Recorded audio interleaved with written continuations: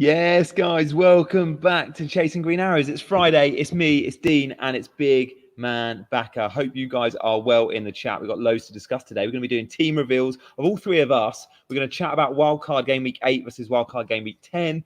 We're going to do the Chaser team. We've got Against the Obvious, loads of stuff. But first up, Big Man, you're deliberating on a wildcard, right? Yeah, hello and welcome to all the listeners viewers. Thanks for having me. I'm very close to doing it. I'm not sure whether I'm going to go ahead with it, but my team's a bit all over the place, and I've sort of wanted to give myself as much time to get as much information as we can after the press conferences, and then I'll reevaluate. But I'm sort of on the edge. It's been that case for a while. I'm really not sure whether I'll go ahead with it, but let's see. Love that. Dean, how's your team looking, mate? It's okay, mate. First of all, where are you? I'm in a hotel bar, which is the hotel of my all-inclusive holiday with the family. So yeah, look, you're on a proper holiday. I saw you posted around a pool yesterday, and I wondered what is going on next to you. You got the maintenance team in. Literally, this is the best spot in the whole hotel for Wi-Fi. So I was like, "Can I come and join?" So yeah, on stage behind me, I'm hoping that the Tui Blue team don't start their performance of like Aladdin or something, which is what I think on the agenda for later. Oh no, mate! You need to go and host a fantasy night up there later on. Host one of your fest specials. Yeah, I'm okay, mate. My team's rubbish. I'm not happy with it really, but yeah, I have. Did I make my transfers? I think I did, didn't I? I think I've already pulled the trigger on my team for this week. So I've made 2 transfers for this week. Me and Big Man were on Wednesday chatting about potential plans, and yeah, I couldn't get a team out. So I've had to dig into the trenches, take a hit, so not to take the wild card. It's okay now, actually, to be fair. Like with the 2 changes I've made, which we'll talk about in a bit, it's okay. But long story short, I've got my 3rd Tottenham asset in, Maddison, to come in, and I've got a little bit left field, and I've got Anderson in as my new defender in place of Estupinan. So Crystal Palace defender comes in, seeing as they got Nottingham Forest. Reasonably happy about that. But yeah, it's Heather's just literally written in the chat. Estupinan to Anderson. Already have Saliba, Pau, Shah, and Udogie, and short to do with Saka. Yeah, it seemed to me to be like a pretty good option, actually. I was looking through it, and obviously like Roy Hodgson, teams are hard to break down. I was at Selhurst Park a few weeks ago when Fulham went there. Palace 0, Fulham 0 was not a game that will probably live in my memory much beyond this season, but it is always a reminder of what Roy Hodgson teams are like. They are so resolute, they stick into the same patches, and you just can't break them down. So it seems a good pick to me. Yeah, I think game week 10 wildcarders, Big Man, will definitely be looking at a Palace defender. But there's the West Ham guys, like Soufal's a good 4.5 option. There's Matty Cash. There's the Spurs assets. There's good budget defenders. How do you reckon the budget defenders from game week 8 to 10 differentiate on a wild card? Because one of the reasons why I like game week 10 wild card is it's much better for those names I've just mentioned. Yeah, I mean, I think Anderson is a great shout. Actually, Palace are 5th for non-pen XG conceded this season. So you're right. They're just very dull to watch, and they're very hard to break down, which is ideal. And I think with Eze out, I think he might even get even more defensive because they sort of have to protect what they have. Yeah, I don't think they'll be playing with much flair in the fixtures to come. So I think Anderson, Gehi, all these guys are good picks at the moment. I think Dan Burn is the one who's most popular. He's slightly at risk of rotation, let's say not right now, but later on in the season, especially when you see Wednesday, Saturday turnarounds in the Champions League. But at 4.6, I mean, I still think that's worth it with how good Newcastle defense is. They're actually first in terms of fewest pick chances this season. I think on a game week 10 wildcard, Gabriel would be an auto selection as well, given how good Arsenal are. And you're sort of making that team for the long run. In fact, if I was wildcarding this week, I would have Gabriel in my team this week. I'd sort of plan it in a way where I could bench him in the next 2 weeks and then have him in place from game week 10 onwards. So these are the ones that really stand out for me. Yeah, I like that. When you look at the options on wildcard for goalkeepers, I like Raya as an option, but then I'm like, I could go and spend the same money on have Gabriel I know will play every week and just go bargain basement Areola and Turner or whoever. We've got the community team coming up later. CH has just put in the chat, I think, some names. We have got some big red flags, Eze, Estupinan, and in fact, press conferences are currently happening. So I think without further ado, let's move into Fresh Off the Press.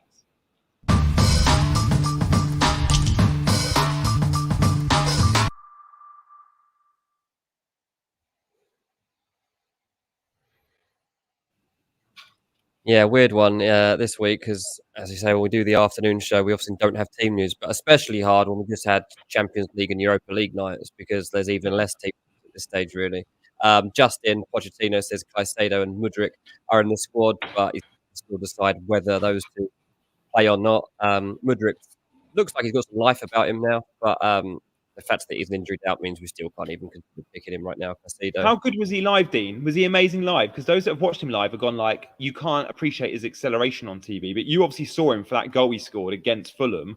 And just his first couple of yards, he is so quick. And he broke the Premier League speed record on his debut against Liverpool. Like, lightning. Did, yeah. Sometimes I think he's too fast for his own good, to be honest with you.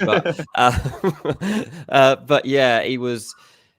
I said the other day, mate, Cole Palmer and Mudryk in that game were just, it was horrible to watch because, I mean, Fulham, it was the worst Fulham performance I've seen in probably 2 years, but we were exposed time and time again. I mean, they were looking to stick the ball over the top of the fullbacks or even into Mudryk or Palmer's feet, whichever option you chose, they were getting joy out of it. And yeah, Mudryk, the way he started playing the game, I mean, it annoyed me. I think he stuck one over the bar quite early on. And all the Fulham fans were like making fun of him and giving it way and all that. I was like, lads, let's not. Because you could just tell that almost from the first kick he was into the game and he was feeling it. The pitch had a lot of zip about it as well, which seems to suit him for some reason. He looked dangerous. So yeah, obviously don't pick him this week. But there was definitely something different about him. And in the flesh, yeah, mate, he's rapid. He's absolutely rapid. Like, especially over short distances, you ain't catching him. Like, yeah, it's the acceleration that gets me. It's just so that's it. You can knock the ball past someone and he's gone. Castagne, whoever was going to play there, just stood no chance, basically. So that wasn't great, but congratulations on your win. We'll leave it there. There's not actually that much team news coming on. Guardiola on Kevin De Bruyne. Still no sign of a comeback there. No Rodri, obviously, this weekend for Manchester City. I tell you what, I did see a really interesting stat around Rodri. Something like, in terms of their win rates with and without Rodri are like staggering, to be honest with you. So let me just quickly find it because I wanted to bring this up. When Rodri is not involved, Man City have a 60% win rate. When he is playing, they have a 74% win rate. Like, this weekend is a massive opportunity for Arsenal to try and finally beat Man City. The last 12 times they've played them, they've lost. Mikel Arteta has come up against 24 Premier League teams as a manager. He's beaten 23 of them. The only one he can't beat in the Premier League is Manchester City. Obviously, Pep's his old mate. He needs to try and get one over on him. The big team news, obviously, from this one is Saka's a doubt. And the thing that I think is more worrying about this one with Saka is it's his hamstring. Martinelli's a hamstring too, and you can't take a risk on hamstrings with Saka.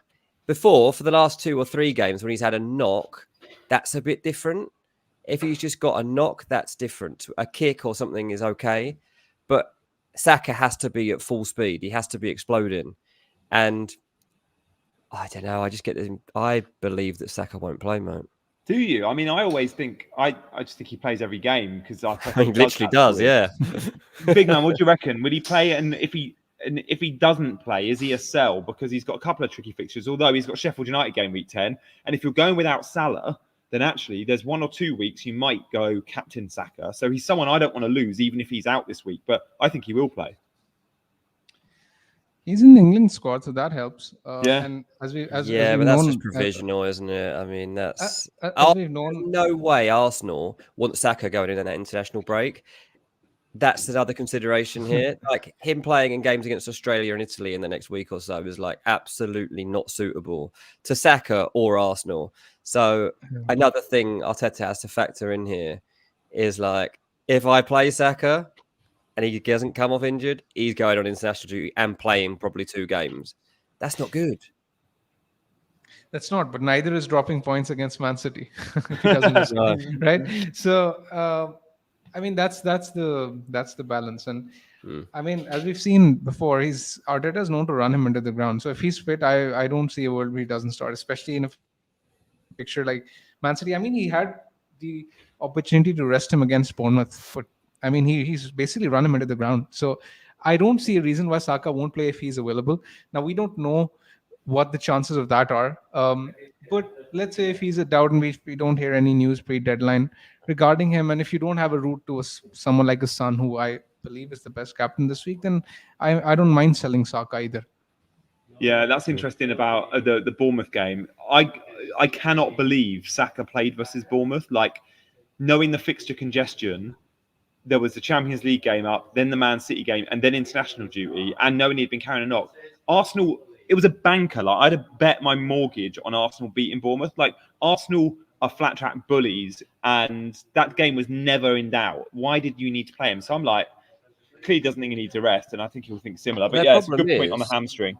They don't have anyone else that can play the way that he plays. So you see that Fabio Vieira comes in for him against Lens. Fabio Vieira can't get at people like Saka does. So straight away, the whole Arsenal system changed in that Lens game. And Arsenal couldn't play the same style of football. Like, it just doesn't work. So that's the problem. The fact that there is no alternative option to Saka means that if he's not ready, we're seeing a completely different version of Arsenal, and one that's, let's face it, not as good.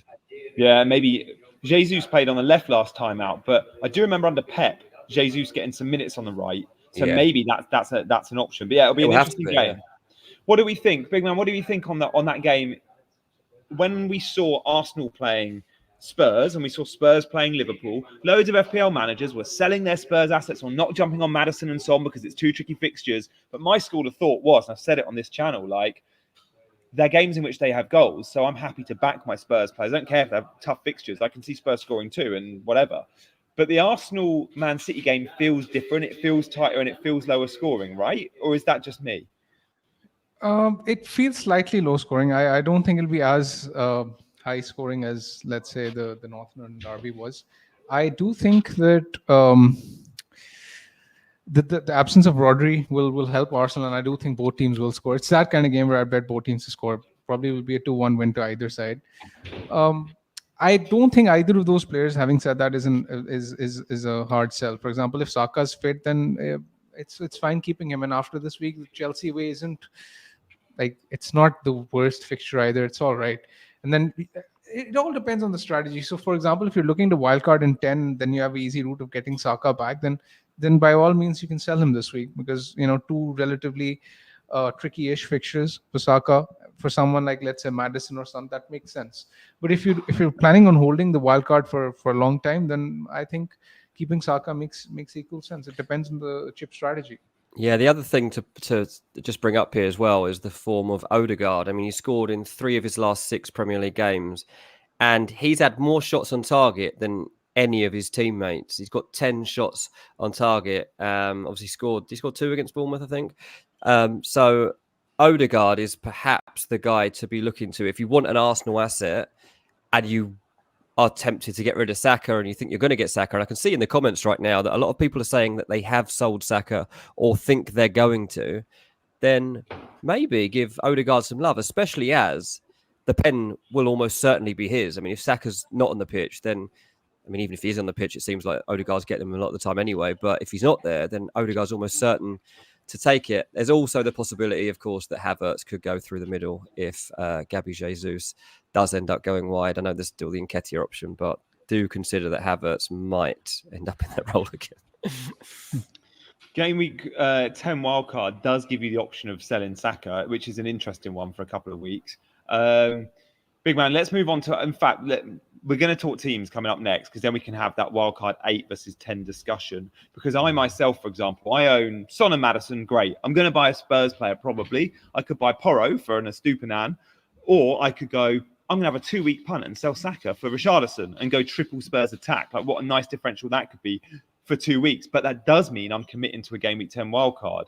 And there's still a school of thought in my head that goes, remain open, remain flexible on that wildcard, unless you've got a team covered in flags and you know you're going to have to use it in 2 weeks. My team's fairly well set. I'm like, I don't know if I want to commit to a wild card at all, and therefore don't want to shoehorn that decision. But let's have a look at our team. So next up, stay with us. During this little video clip, you can hit the like button. And if you're not already subscribed, please do subscribe. Get your comments in the chat as well. But next up, we've got our team reveals.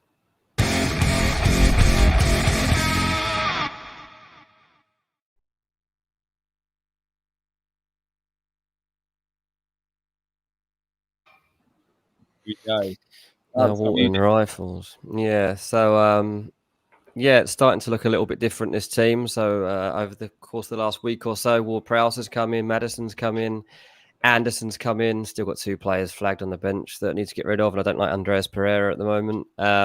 Bit of a conundrum around that one because Archer and Pereira are playing in the same game, and both teams are rubbish. So I'm not sure whether I definitely go for Archer. My reasoning at the moment is that I actually think Andreas might be dropped for this one, and Alex Iwobi will finally get the start that he deserves for Fulham.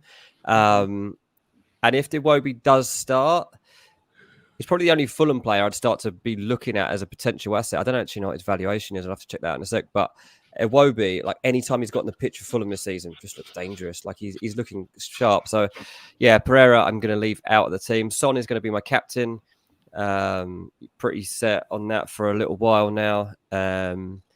Yeah, not really much else to debate. Did you take a hit for those 2 transfers, Dean, or were they free? I took a 4-pointer. Yeah, I took a 4-pointer, mate. You're in good shape. Big man, what do you reckon? Ward-Prowse is a nice differential. I know he's got Newcastle Villa in the next 2, but again, another one from game week 10 where you look at it and go, players like Bowen and Ward-Prowse and Soufal and Areola got an amazing run of fixtures. Yeah, I mean, this team isn't too dissimilar to those who are wildcarding in it. Let's say with the exception of the 11th attacker. I mean, playing Archer isn't ideal, but other than that, I mean, it's a very, very solid team. And even Archer could nick something. I mean, won't be the end of the world if that happens. Yeah, and Gvardiol's an interesting one because I know Mark said, would he start? Ian and Dean and myself all predicted he wouldn't start last week. He didn't, but he did start against Leipzig, which we thought he would. Yeah, mate, didn't just start. He had like an incredible performance against RB Leipzig. Oh, mate, like not just defensively, like attacking wise, he was out to prove that he's like the best player in the world or something. It was like a Ballon d'Or contender. He was unbelievable. So based on what I was seeing, I see it as an absolute no-brainer that you can go from playing that well to not playing against Arsenal. It was one of the reasons I was actually thinking of a wild card, thinking, right, Gvardiol's not going to be playing. I've got all these problems on the bench, got these 2 in my team. But on the back of that, I was like, Gvardiol has to be playing this weekend. Big man, what's your take on Gvardiol? Because Man City are the best defence in the league. We worry about rotation, and it seems like Diaz and Walker are more nailed. I've got Gvardiol too, but he is only 5 million. The fixtures aren't great, but they keep a clean sheet against anyone, Man City. And I feel like he's very unlikely to come off the bench and come on for a 1-pointer. The other players who he doesn't. Not an exciting FPL asset like a Matty Cash or a Porro at a similar price point, but should be fairly steady, right? Excellent pick. Again, can't fault it. I think he will keep ticking along with the points. Yes, there will be weeks where he gets rotated. He's not exactly nailed, but I think he's fine to keep this week. Yeah, it's better than taking a hit. It's better than taking a hit for sure. Yeah. I'm going to stick with Gvardiol as well. I was going to sell Gvardiol this week, but then obviously we got the Estupinan injury, and he's out for a month. So let's move on from Dean's team. Who we got next? We've got 5 teams to show today, guys. The most important one of all is your team, the Chasers team, which you'll be voting on. So here's how I am set. Again, Song captain. I think all 3 of us are big on Song captain. I've got a fair few players. Like I've got 4 players playing in that Arsenal City game, which worries me a bit because I think it could be a low score in 1-0 or whatever. Darwin's a really nice differential this week. I'm chuffed with that. But my transfer in is going to be likely Estupinan out. It was always going to be for Matty Cash, but now I'm thinking about it. Just in case I do wildcard game week 10, it makes sense to go Porro because Spurs have got the most unbelievable next 2 games compared to Matty Cash, who I definitely want in the next sort of 5-6 weeks. And definitely from game week 10, but I'm not sure Matty Cash keeps a clean sheet against Wolves in the derby. And then I think after that, it's a tricky game against West Ham. They're not gimmies. Or I could go triple Spurs attack and sell Saka short term. Big man, what's your take there? Do I go Porro for Estupinan or Saka to Richarlison? I mean, if Saka is out, then definitely Saka or Richarlison. That's if Saka is fine.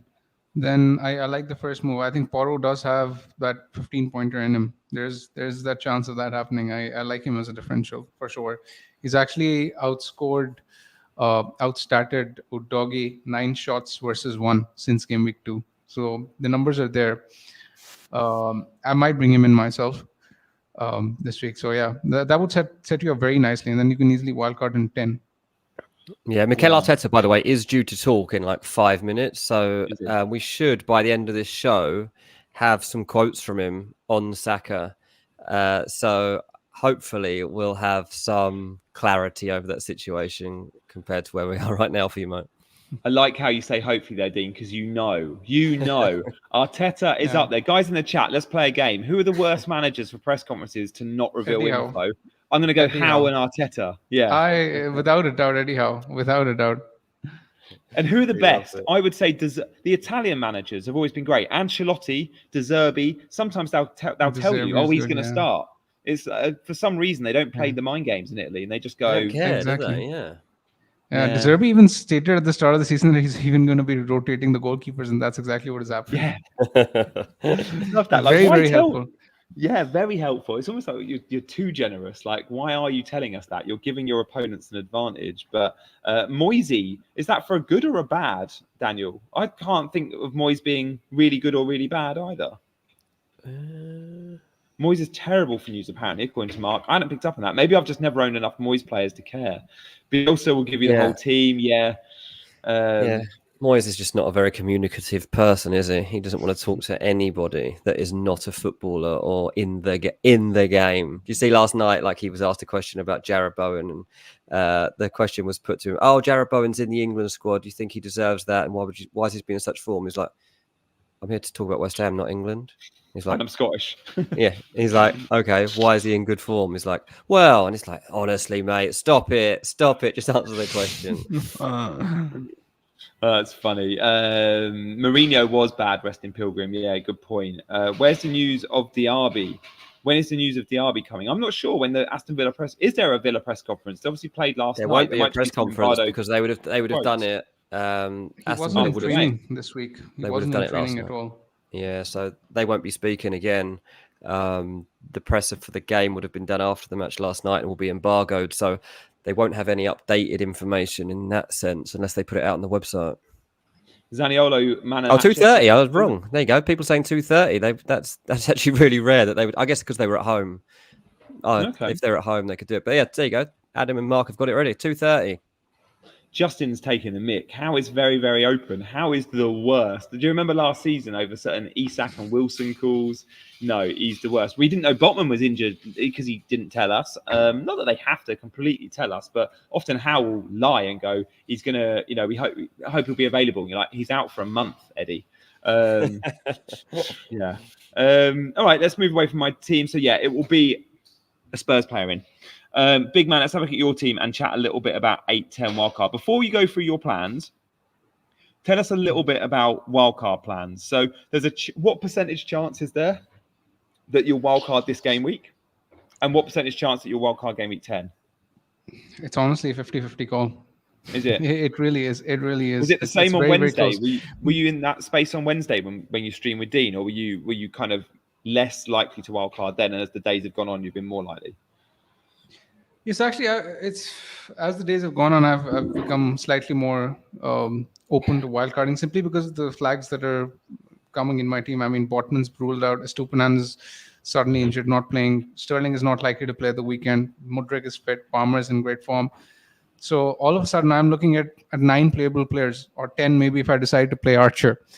So I'm not really sitting in a great position this week. Either I just limp across the line for the next 2 weeks, or decide a wildcard. So I'm in that conundrum right now.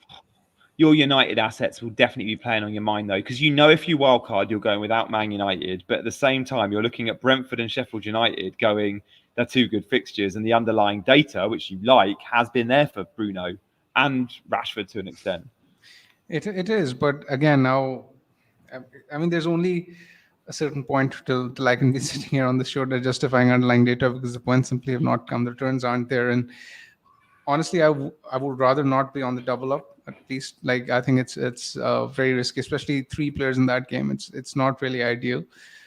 But I mean, that's not reason enough for me to wildcard, because the main reason for me, if I decide to wildcard, would be simply because I'm not really happy with the state of my squad, because it's in poor health, right?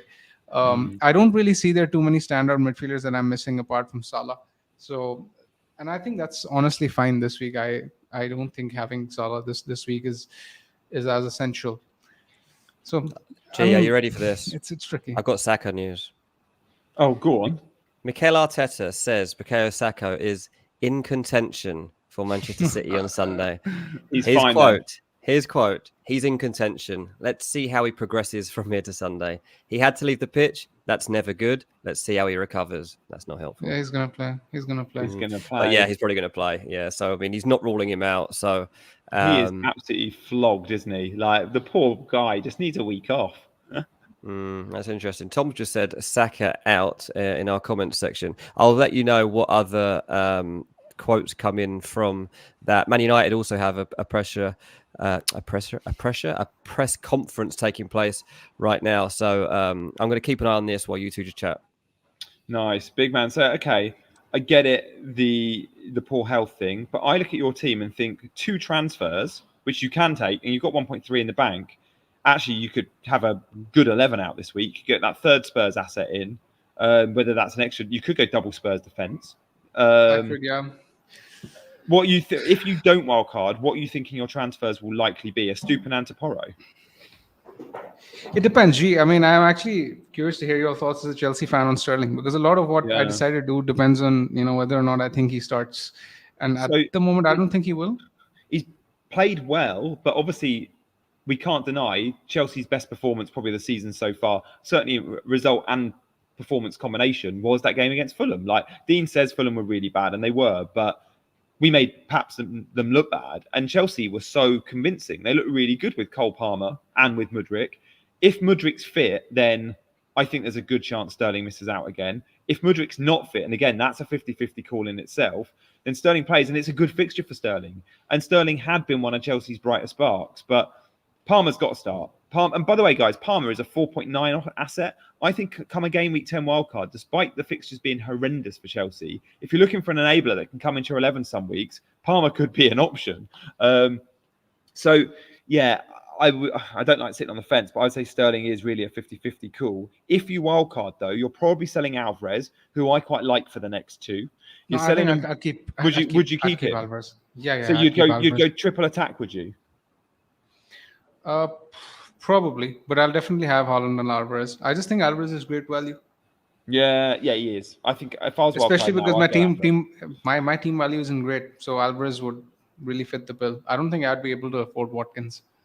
Yeah, you've also got Trips, which again, everyone wildcarding and going Salah isn't going to have Trippier. So as a Trippier owner, myself and you are in the same boat. I'm like, let's make the most of it for as long as it can continue. And at the moment, he's 38 points in the last 3 game weeks. Now, West Ham away and Palace at home are good fixtures. Like, West Ham aren't high scoring. I could see a Newcastle clean sheet. And definitely Palace will have a clean sheet there at St James's. And Trippier is an assist monster at the moment. Even got an assist in the Champions League. I don't know. And Pickford, surely if you're going to get a clean sheet, this is the week. So I have been sitting here since the past 7 weeks saying it. Yeah, you've been so unlucky with Pickford. Surely this is the week for United return. Surely this is the week for the Pickford clean sheet. Hasn't really been the case, So it's tricky. It is. It really is. But anyway, my options range from wildcarding to 4.8. Selling a Stupinan. Yeah, to a 4-point hit. I could sell a Stupinan for Porro. I could risk it with Sterling or Archer, or alternatively, I could take a hit as well. A Stupinan to cash Sterling to Maddison. I could do that as well, and then just ride it out for the next 2 weeks. I actually don't mind starting Archer this week, by the way. I really don't. I think Fulham are so bad defensively. Like, the underlying numbers for Fulham, big man, you'll know, in terms of XGC and stuff, I'm guessing they're bottom 3 or 4 in the league. They've been hammered a few times this season in terms of shots against them. Yeah, they're really poor. And Yeah, Archer could nick something out of that game. I was slightly reluctant to take that hit, but let's see. Yeah. Well, It's not about 1 week. The thing is that even if I don't take a hit, I'll have to sell Sterling next week for maybe a Liverpool asset, depending on team leagues. I could possibly do that. Yeah. Yeah. I like potentially going Diaz and Darwin next week because although both will be coming back from South America, but if you don't own Salah, it's a way of trying to cover some of those Salah points for me. Yeah, it's a hard one, mate. I don't even know if I can convincingly say you don't need to wildcard. I much prefer the wildcard option in 10, but I completely get if your hand is forced and you need to go now. Dean, what do you reckon? I mean, I'm just so unconvinced by what you get from Man United. You should be thinking Man United bounce back for this game, and Bruno and Rashford are the guys that you want on an occasion like that, and they get a 2 or 3-0 win, especially in a year when Brentford aren't the normal Brentford. But having both would scare me. And I don't know if I had to pick one. I don't even know which one I would want out of the two, to be honest, because the consistency is so tough. And I can obviously, like, the fact that there's now also a concern over whether Sterling plays. I think if there's like this much doubt over Mudryk, then that should probably ease your mind a little bit over Sterling. I would imagine if Mudryk's like this close to only just making the squad, then he's not going to be starting.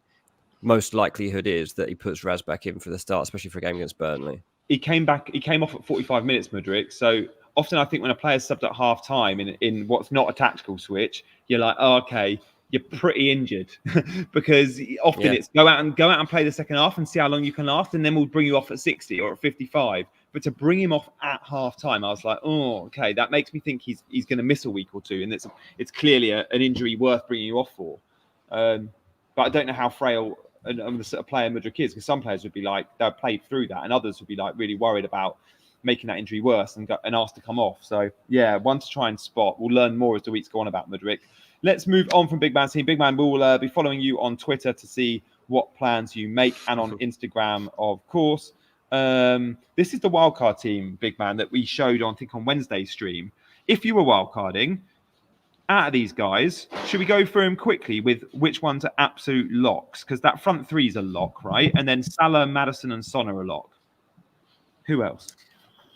I don't necessarily think that the front three is a lock, because the defense I see is very weak. I don't like the 4 million defenders. I think you need to have at least one 4.5 million defender, because this is a team you'd want for the remainder of the season. So I would look to spend some more in defense, take some money out from the attack from Watkins probably, and then use it to upgrade the defense. Yeah, and Cash Udogie is set. Burn is a good option for the Newcastle backline. Diaby is possibly the make weight for those on wildcard. If you are looking to wildcard this week and we don't get news on Diaby, although you'll probably want him from game week 10, you might short term be able to go a couple of weeks without him and look at someone a bit cheaper. So yeah, I like the wildcard team. I'm not blown away by it, and I think if you think Salah's the best captaincy option this week, and you only can get Salah in by wildcarding, and you're looking at wildcarding soon anyway, I don't mind that decision. But I'm a bit like Big Man. I'm not in love with Salah captain this week at all. I think Son's the best option. And actually, I can't even tell you Liverpool will go and beat Brighton. Like, I can tell you Spurs will beat Luton. I can't even call that game. So are we all set on Son? Dean, you're captain Son, right? Yeah, I've captained Son. Yeah. I mean, obviously, it's going to ruin my weekend if it doesn't, because it's 12:30 kickoff. But Burnley, like, I just can't trust them. I think they set some sort of record this weekend. If they don't, if they lose again, then let me just get this. You mean Luton? Hey? You mean Luton? Oh, yeah, Luton. Sorry. Yeah. But yeah, so like those two teams, they're both like so poor in terms of like what their expectations are. I just don't see how you can start to put any faith in them. And it's like, I'll try to find these stats in a second because they've gone off my screen for a minute now, which is really annoying. But yeah, I just can't convince. The two Luton defenders in this wild card, like, I just scare me to death. I just can't handle the fact that you would be backing Luton players even to come off the bench potentially against Tottenham. So that would scare me. But yeah, Son's record, it's just so good. What Tottenham are now doing as well. Speaking to someone the other day about their January transfer plans, like he's been so good through the middle. I don't think they're going to sign anyone even in January, and they'll probably put it off until the end of the season. Unless Richarlison was to push for a transfer, they're happy for Son to just continue in that role. And obviously, Richarlison played off of him at the weekend, and there's not many other options now that Brennan Johnson's out and Manor Solomon is out as well for Tottenham. It's more likely even that Richarlison continues to play off of Son. I mean, Son's through the middle. That means I've got to captain him against Luton. Like, I've just got to. They're just not a good team. We thought, well, people wondered if Kenilworth Road might be a fortress. Like, there'd be a tough place to go. I don't think it is, to be honest. I don't think it is. I really don't. I thought that. Big man, what do you reckon? Maddison, we know, will get 90. Son almost certainly won't get 90. Even when he's not injured, he comes off. So 70 minutes Son or 90-minute Mads, would you still go Son captain because of Pens and playing number 9? Yeah, for sure. And the fact that, now Solomon is injured, so that means that it gives Son more expected minutes because there's less of a chance of Richarlison coming on for him. They have one less option available. So, I'd expect Son to play 70 to 75 minutes. And, I mean, I would expect him to get plenty of points in that time, because especially that penalty swing is what really sways it for me. Yeah, I'm with you there. The assumption that we're taking is that Son is likely to be on penalty based on what Postecoglou said. Yeah, I think I'm there, and we haven't seen a Spurs pen, but when we do, I'm sure it will be Son. Guys, we need to do a captaincy poll for the community team. We need to show the community team. We also need to hit the like button. Only over 300 of you are watching, which is awesome. If you're new around here, I'm sure you're all subscribed. If you are new around here, hit the subscribe button. We stream Mondays, Wednesdays, and Fridays. The 3 of us, different combinations of the pairings, sometimes all 3. So this is the Chaser 11. The first question I've got for you guys, which we're going to poll, is, we don't have to commit to this. We're going to give 3 options. Do we want to wildcard next week? Yes, no, maybe. Because if the answer is yes, we're wildcarding next week, then we might want to go for a 1-week punt. Or do we want to wildcard before game week 10? Yes, no, maybe. Let's just throw that out there, and then we know about our transfer plans. Okay. Dean, I can't see the polls, so you'll have to update me on them. Yeah, no worries. I will keep an eye on the YouTube chat. We've got the poll up there now. So do we want to wildcard before game week 10? Get your votes in now, Chasers. Where shall I go? This is different, isn't it? 'Cause it's not my team. It's the Chasers team. Yes. Because we've got some flagged players here. I mean, Eze and Estupiñán are both out long term. Doesn't need a wild card now, does it? No, not for sure. Because, I mean, the defense is fine. Trippier, Guardiola, Dogi could start this week. In midfield, you can use the 2 transfers. I mean, Saka looks to be fine. But, I mean, there's no obvious route to Son, so maybe sell Saka, get Son, and maybe sell Eze as well, take the hit. That's it. Yeah, the poll is saying no to the wild card right now. 57% say no. Yes, it's 36%. Maybe was 9%. So, yeah, pretty clear at the moment. So then I guess the next question is, do we want to take a 4-point hit this week? Yes or no? Yes. Should we ask that? Because, I mean, you could go just Saka or Eze or Estupiñán. Let's say you sell Eze or Estupiñán this week. We do have a Dogi and Guardiola to start. So actually, we've got a strong squad. Even with 1 transfer, we're going to get a good 11 out. Yeah. I mean, we'll do that as the next poll for sure. Let's. There's 0.4 in the bank, guys, I think, and 1 free transfer. Yeah. So far, in the comments, people are starting to say, Bill says yes to -4. Heather says yes. Sokan says no, there's no need for hits in this team right now. Just annoying Ethan says take the hit. A little bit mixed views here around this one. We could probably end the poll that was going for the wildcard one if we want to start this one, but otherwise it now seems that a lot of people are starting to say take the -4. That is definitely starting to be the theme of the chat. Okay, so let's poll. Shall we take a hit this week? Yes or no? Okay. Alan, yes, take a massive -4. I can see the words, I just can't see the polls. Don't do it. Eze is out. Yeah, we know Eze's out. And I think the transfer out on one simple transfer will be Eze or Estupinan are the two sort of pressing issues. Yeah, 1 second. The producers, let me know what the poll is. Son needs to be a priority. Oh, we don't own Son. Good point. So maybe Son the has to be a second move's priority. needed. So I don't think Estupinan out is a priority because the defense is fine. Guardiola, Doggy, Trippier. Yeah, good point. Estupinan, you could just bench for till next week or even for a few weeks because we've got a good squad. Estupinan effectively is our fourth defender, not a third, as he is in most teams. Get hacked and take a -1. What do you want in the poll, Jay? The poll is: are we taking a hit? Yes or no?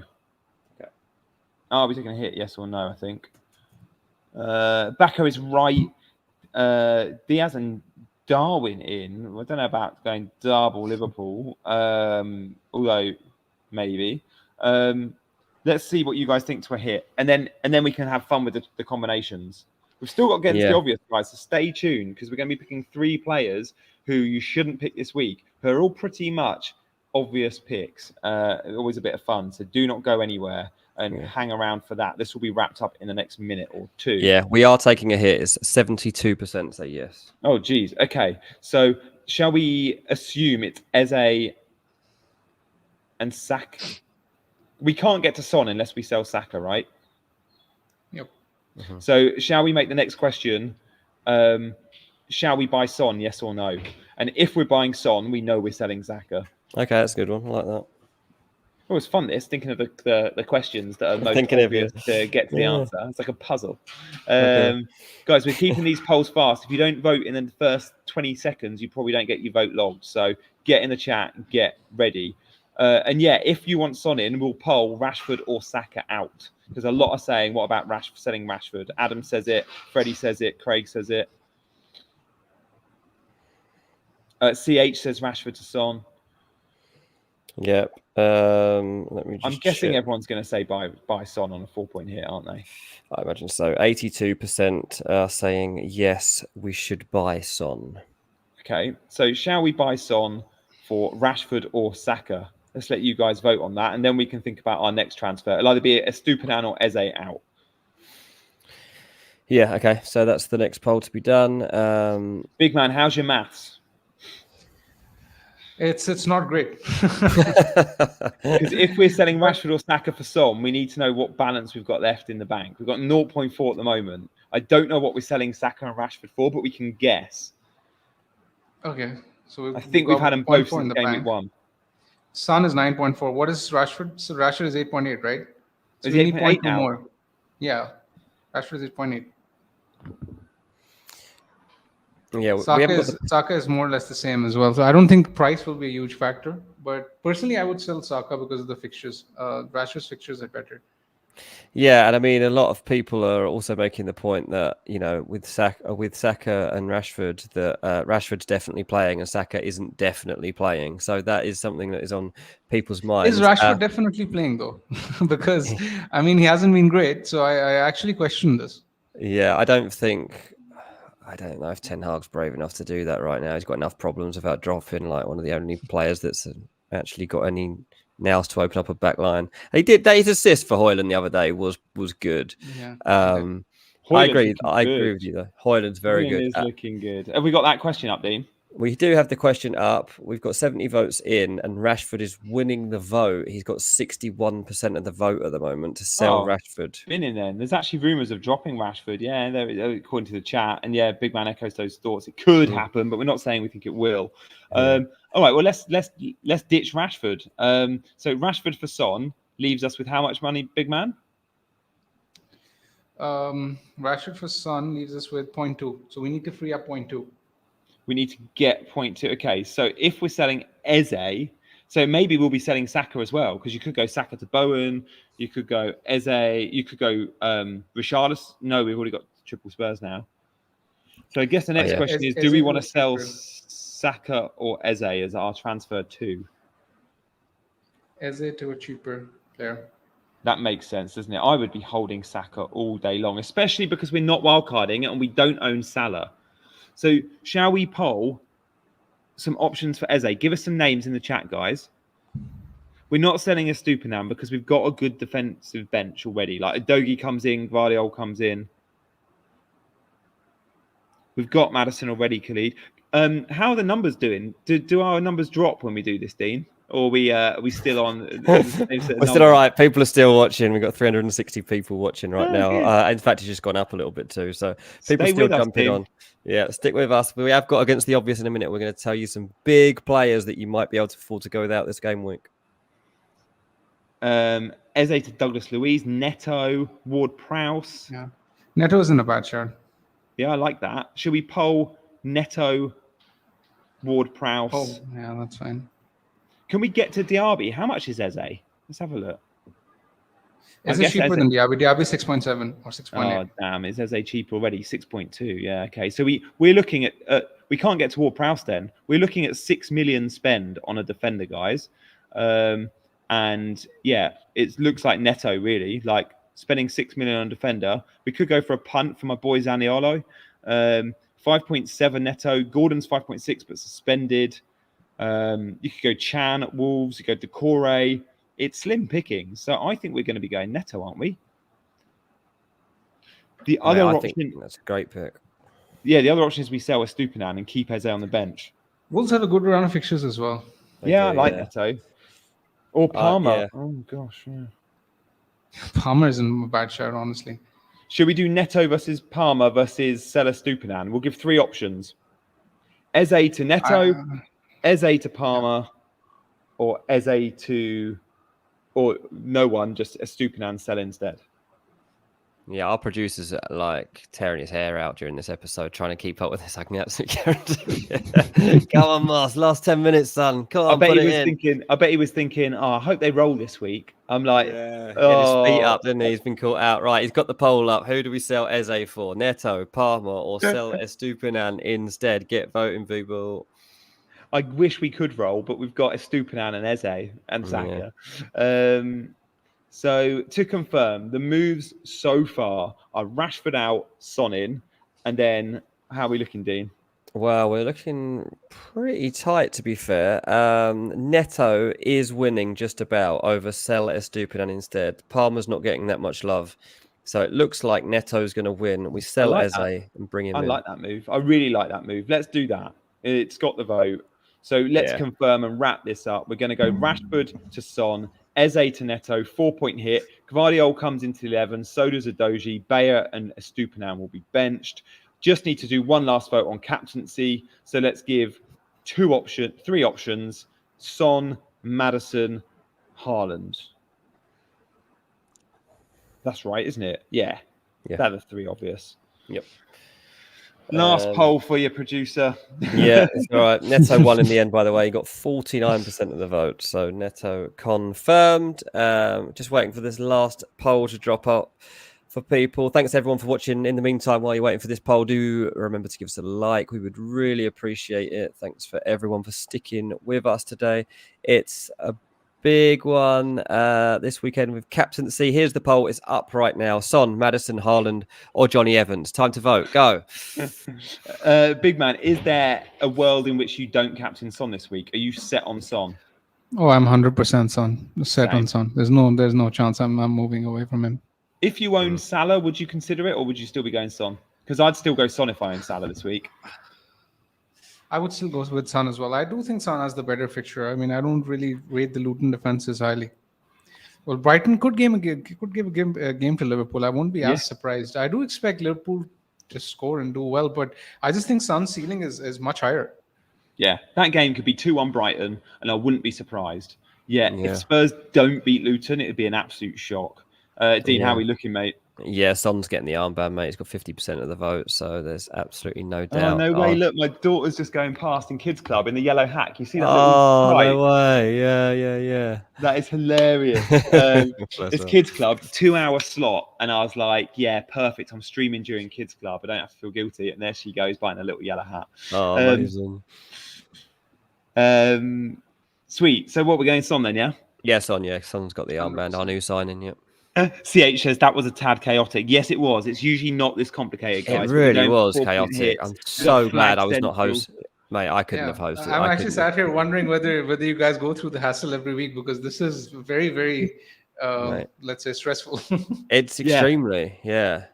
1 week we forgot as well, and the team had a stinking We red didn't arrow. make the changes. We got away with it though.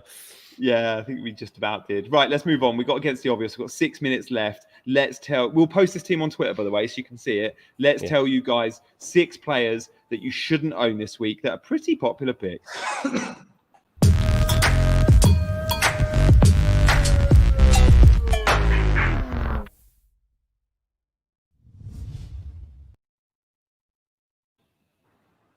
Against the obvious, Alvarez, was that me? Wasn't me. Oh, was that you, big man? No, it was me, wasn't it? No, not me. Damn. Okay. I've I've really gone big this week. I've really gone you've big. picked like the best player in the game. This will be interesting. All right, 60 seconds worth of reasons why not to pick Alvarez this week. Let's start that clock. So Alvarez points have been going up and up and up. He's been doing well. He's even been scoring in the Champions League. Even when he's rested, he comes on and he gets points. But the average position maps, which you know I love, and even when you look at some of the underlying data, he's producing very, very similar numbers to Phil Foden. Yet everyone's owning Alvarez, 32% owned, and barely anyone is jumping on Phil Foden. Now, when one of them gets points, the other one often doesn't. And when we look at the last couple of Premier League weeks, we saw last week Alvarez, the week before Foden, the week before Alvarez. This is a theory, and it's jumping back to Foden this week. An Alvarez blank, a Foden double digit, that will be in sync for the last 4 weeks. It genuinely makes sense that not both of them get points, because there's not too many points you can have at Man City when they're not scoring 3, 4, 5 goals a game. And at the moment, they feel like they're going to score 2 against Arsenal, best case scenario. Haaland will get 1, Foden the other. It's okay to go against Alvarez. Go Darwin or Watkins for a punt this week. No. I don't even know if I believe that myself. Do you genuinely believe what you've just said? Everyone's mystified in here as to what you're talking about. I don't often give myself 60 seconds of complete rubbish to chat, but that was potentially it. Sorry, team. Well, there you go. Look, I've picked a player here that's actually in my team, and I've just said I really like him because he played brilliantly at the weekend. And so you want to keep him. Equally as interesting, yeah. You can start the clock on me, and why Josko's Gvardiol does not need to be in your team this weekend. Look, he's absolutely brilliant, this player, and feel free to keep him. But I just want to kind of let you all know here, a bit of a heads up on Gvardiol's away form when it comes to FPL points this season. Man City have played 4 matches away from home. First one, Burnley away. He got 1 point from that game. In Sheffield United away, 2 points. West Ham away, 1 point. Wolves away, 0 points. Very strange. So yeah, this is just something to be aware of. Obviously, this is all partly him not being a guaranteed starter. So that first match of the season, for example. Others is that City aren't keeping the clean sheets. They're playing against Arsenal here. He's a small rotation risk, given that he didn't play last week, and we know that he's not untouchable. Secondly, Arsenal probably are going to score in this match. Yeah, nice. I like that. And yet, CH and everyone watching, we do pick these ourselves, but we like to come with popular assets. Go over Pina Colada. Against the obvious. There aren't that many obvious players in the game. It's quite hard to come up with a different one every single week. Yeah, who's Big Man gone for? That's what I want to know. Oh, he's not. He's got off scot-free, is he? I haven't actually taken the day off. Who would you pick? Yeah, let's put you on the spot. Any template picks you'd pick this week, Big Man, to swerve? Maybe Sterling. Because we don't think he starts, and Sterling is fairly popular. And you've got him in your team? Yeah, there's a lot with Sterling that are still thinking of the do I don't I wildcard. Sterling is big. Those that have got Sterling often are on the cusp of do I don't I hit the wildcard button this week. After chatting today, Big Man, are you still 50-50? Are you 51-49 either way, or still completely split down the middle?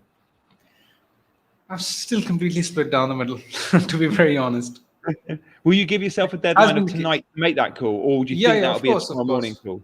No. Of course, I'll revisit this decision tonight, and I'll decide tonight before I go to sleep. Yeah, just to get a couple of price. You're actually going to sleep. Oh, well, to be very honest, when I'm thinking about FPL, I leave it till very late. I sleep at 3-4 a.m. Because all the you're football's crazy. late for you. When I was in India, I wanted to watch a game and I was like, I can't watch it because it's a 11 p.m. kickoff or whatever.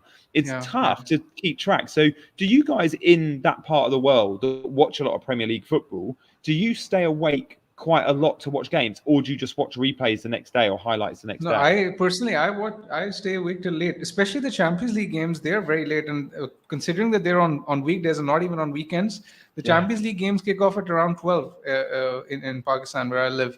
And when the adjustment for GMT happens, the UK time changes, then it sort of goes an hour later. So sometimes they start at 1. So, I mean, they're very, very late. You could stay up at 1 a.m. to watch a good Champions League game. Yeah. Right. I'd be watching it the next morning. Yeah. Listen to this. Arteta's been pressed. People weren't happy with what he'd said about Saka in the press conference. So he was pressed for more detail. Here's what Arteta's come back with. I told you, he's in contention. That's it. I'm not a doctor. That's what they told me. He is class.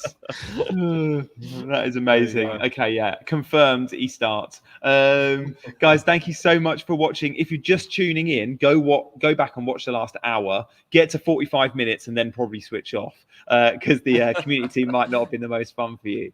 But do go back and watch. Hit the like button and subscribe, and we'll be back on Monday. It's international break, but the shows will continue.